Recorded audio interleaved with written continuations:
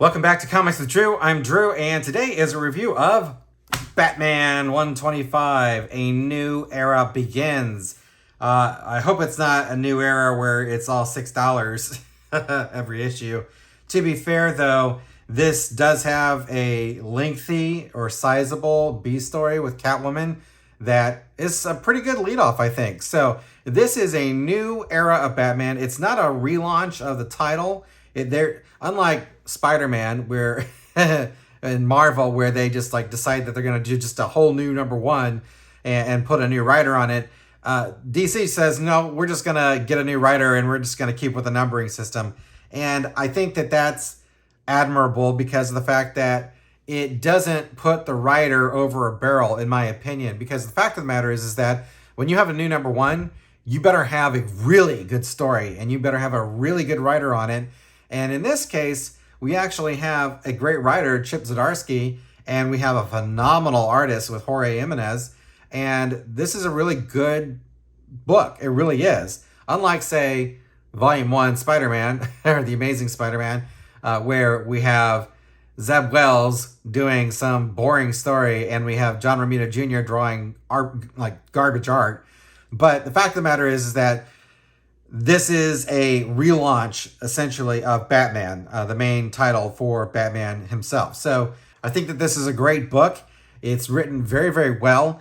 The plot basically is a little bit of a then and now kind of thing, although they don't start off with then and now. They lead off with another time, which I think is a better way of doing that. So props to Chip for for coming up with a better idea when it comes to the now and then and now, which, by the way, drives me crazy. It makes me want to set fire to a comic book that starts off with then or now, because it's like, just tell me something that that doesn't give me a real frame of reference here. Give me something a little bit more solid, and this actually is a better way of doing it. So that's a personal pet peeve, but the book is fantastic. You know, it's a really good example of how you can really explore the characters in Gotham. You know, we have this gigantic gallery of rogues, and Batman has been written to the nth degree, and there are so many different takes and so many different ways of doing it that I think the best thing to do if you're a new writer for Batman is to actually do what Scott Snyder recommended, which is just make it your own Batman. So everybody else's Batman is their Batman, but this is my Batman. And that's how Scott Snyder approached it. And he had a really good run as the writer for Batman. So as you all know, most likely, this volume of Batman started off with Tom King originally, and that turned into a magnum opus for Tom King for a midlife crisis and was really rocky, to say the least. It just went nowhere. And then following Tom King was James Tynion IV, and he went in a different direction, and he had a lot of good characters that he introduced. But I think he kind of got to a point where I think it was more about James Tynion's, personality and his way of viewing the world than it was about writing a good Batman story. And I think it veered a little bit too far into social commentary. So, that's a problem, and it kind of got burned out pretty fast. So then there was, the most recent change was Josh Williamson. I think it's just Josh Williamson. Anyway, he is a good writer as well, but he was only doing it for a couple of different, issues. And then they announced that Chip Zdarsky was coming back to do Batman.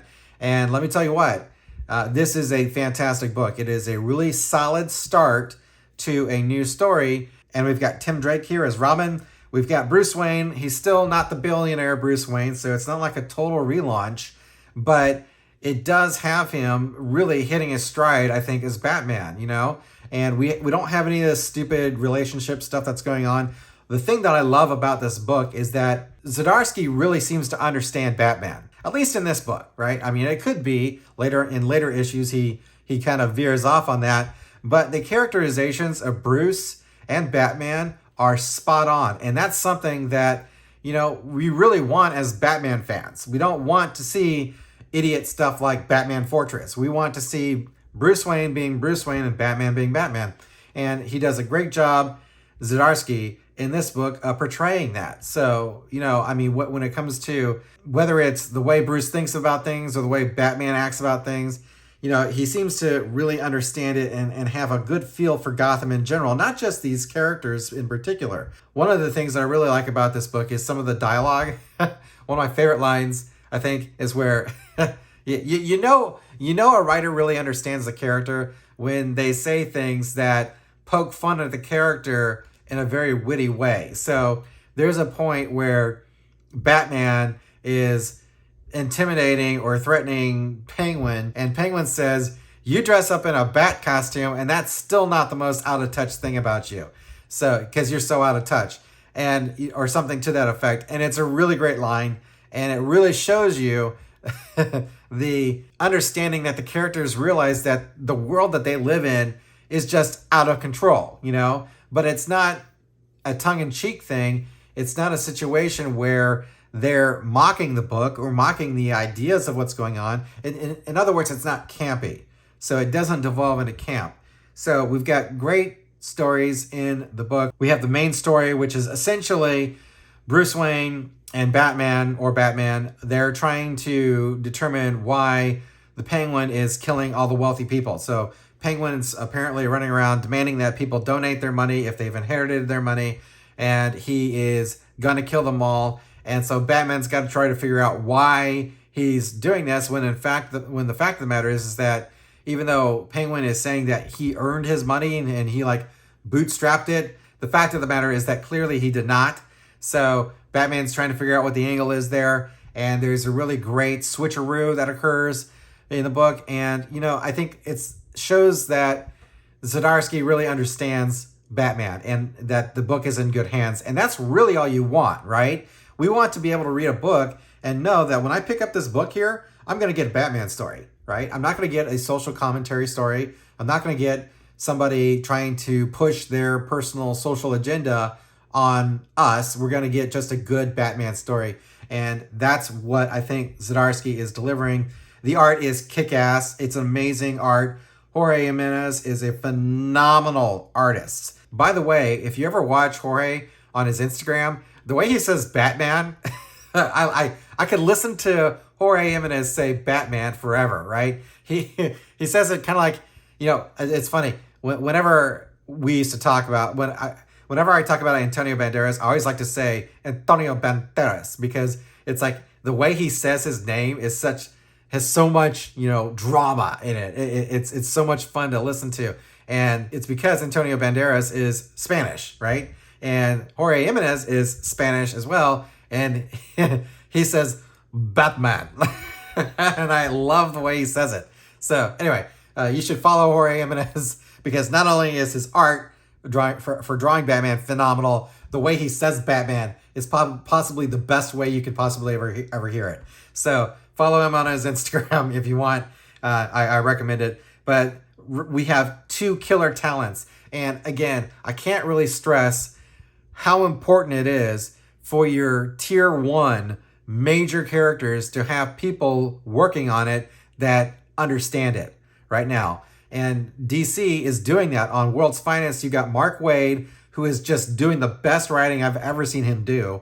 And you've got Mora, who's doing just absolutely disgustingly good art for that book as well. And you got Tamara Bonvillain doing the colors. It's just amazing. That book is a phenomenal book. And we've got Chip Zdarsky and Jorge Jimenez now on Batman, and they're crushing it. I cannot recommend this book enough. So it is a bit pricey with $6, but this is kind of like a relaunch, so I'm going to let that slide.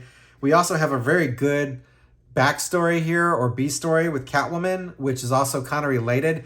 That's also an important thing. If you're going to cram these stupid B stories in on people and make them pay for it, at least make it somewhat related to the main book. And Zdarsky does a really great job with that. So it's a fantastic book all the way around. I highly recommend it. It's worth the $6, and I think that this is a great start to a new Batman story. It's nothing out of the ordinary. It's just what you want. It's what you want Batman to be. So we'll see where it goes. I've not reviewed many Batman books, but I'm going to make a point of doing it with Zdarsky's run on Batman. So anyway, highly recommend it. Unlike the new Spider-Man volume, this relaunch here of Batman is phenomenal. Again, it's not a new volume, but it is a new era, and we'll see where it goes. So let me know what you guys think. Let me know if you think that this is good or if it sucks. I really appreciate the feedback that I get in comments, and I try to like and respond to most of them, if not all of them.